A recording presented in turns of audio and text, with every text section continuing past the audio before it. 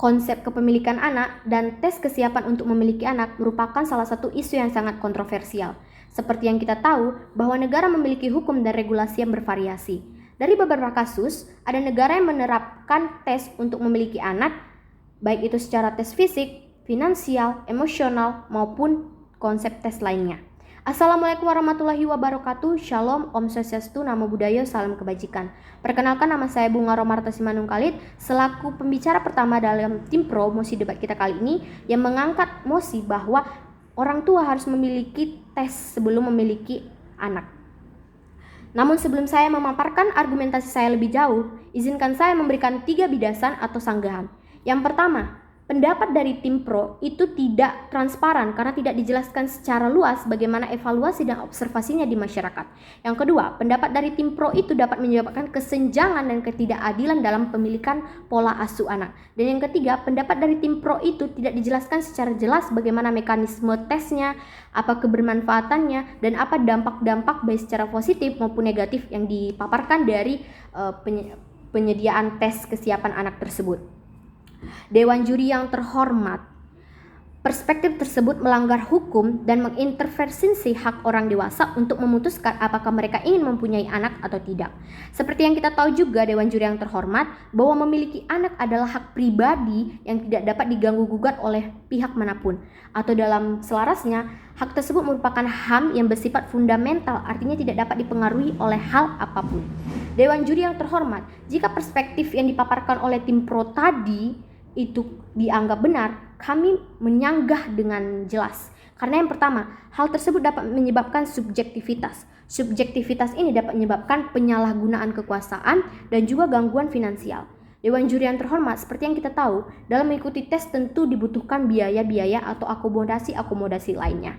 Nah, bagaimana dengan keluarga yang secara finansial yang sangat kurang namun memiliki keinginan yang besar untuk memiliki anak? Dan hal tersebut juga dapat menyebabkan penyalahgunaan kekuasaan karena bisa saja ada pihak-pihak atau oknum-oknum yang tidak bertanggung jawab yang ingin memvalidasi data-data dari tes kesiapan memiliki anak tersebut. Dewan juri yang terhormat, perspektif seperti itu juga dapat menyebabkan ketidakadilan. Karena yang pertama, perspektif seperti itu bersifat monoton, hanya melihat satu sudut pandang saja. Di mana kita tahu bahwa HAM ini harus diberi sudut pandang atau didapatkan sudut pandang dari secara universal atau secara keseluruhan. Dewan juri yang terhormat, alasan saya kedua mengapa mengatakan bahwa tim pro ini dapat menciptakan ketidakadilan karena ketidakselarasan tes. Semisal ada orang tua yang hanya satu faktor yang mempengaruhi dia tidak lulus tes tersebut, akhirnya dia tidak dapat memiliki anak. Apakah itu adil? Tentunya tidak, Dewan juri yang terhormat. Bagaimana bisa hanya karena satu faktor dapat menyebabkan dampak yang regulasinya itu dapat diperkirakan cukup panjang. Dewan juri yang terhormat, perspektif seperti itu standarisasinya, penilaiannya itu tidak objektif dan kurang tepat. Mengapa demikian? Karena orang tua, yang pertama tadi disampaikan di tim pro bahwa orang tua itu terlalu keras mendidik anak. Namun Dewan juri yang terhormat, setiap pendidikan yang keras itu tidak selalu dampaknya buruk, ada dampak positifnya. Kemungkinan yang pertama, anak dapat belajar mandiri dari pola asuh orang tua yang seperti itu. Yang kedua, anak dapat lebih patuh kepada orang tua dan lebih dapat mengimplementasikan dirinya sesuai dengan usia ataupun kesigapannya. Dewan juri yang terhormat, perspektif ini juga didukung karena banyaknya kebudayaan di Indonesia yang tentunya memiliki tradisi-tradisi yang berbeda. Salah satu tradisinya bisa jadi dipengaruhi oleh tradisi pola asuh anak. Dewan juri yang terhormat, perspektif seperti itu juga dapat menyebabkan rentannya terjadi sabotase data. Karena dalam tim pro disebutkan bahwa nantinya akan ada suatu kertas yang menyatakan mereka itu siap mempunyai anak. Bagaimana dengan oknum-oknum yang tidak bertanggung jawab? Bisa saja mereka mensabotase dan menyabotase legalitas. Nah, hal tersebut rentan terjadi sabotase dari pihak-pihak yang tidak bertanggung jawab.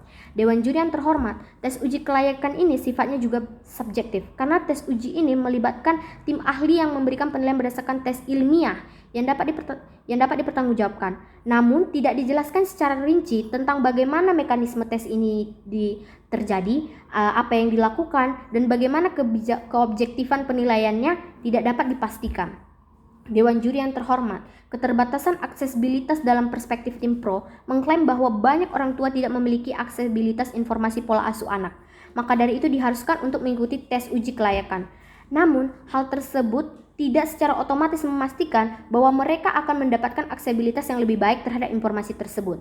Dewan Juri yang terhormat, dalam perspektif tim pro tadi juga menyebabkan ketimpangtindian, karena tadi di sana disebutkan bahwa parenting terbaik itu adalah orang tua. Lalu bagaimana dengan, mohon maaf, jika dia atau anak-anak tersebut tidak memiliki orang tua? Apakah mungkin mereka tidak memiliki parenting yang baik?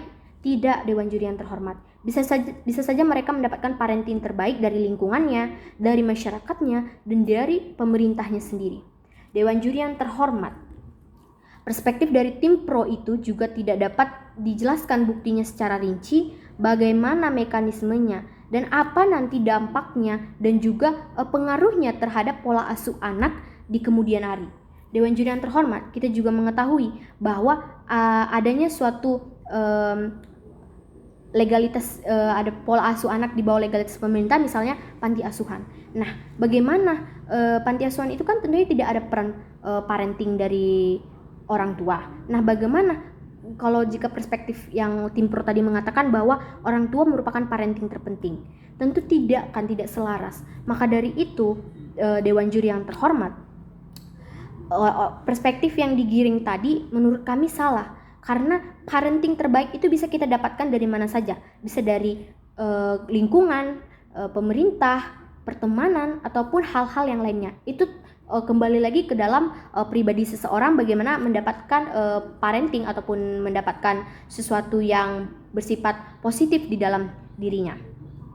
Dewan Juri yang terhormat, dari pemaparan argumentasi yang saya lakukan tadi, saya ingin menegaskan sekali lagi bahwa kami menolak penuh atas argumentasi yang dinyatakan tim pro tadi, karena tidak mempunyai cukup bukti dan implementasi yang jelas untuk mendukung kebijakan yang mengharuskan orang tua mengikuti tes uji kelayakan sebagai syarat untuk memiliki anak.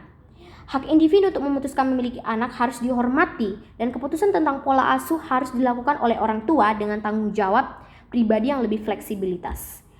Dan di sini Dewan Juri, saya ingin memberikan suatu solusi penanggulangan. Daripada kita memberikan suatu tes uji kelayakan, lebih baik kita memberikan pendekatan yang lebih efektif kepada orang tua. Bisa saja kita memberikan aksesibilitas informasi, sosialisasi, parenting, dan juga fasilitas-fasilitas yang dapat mendukung pola asuh anak yang lebih baik.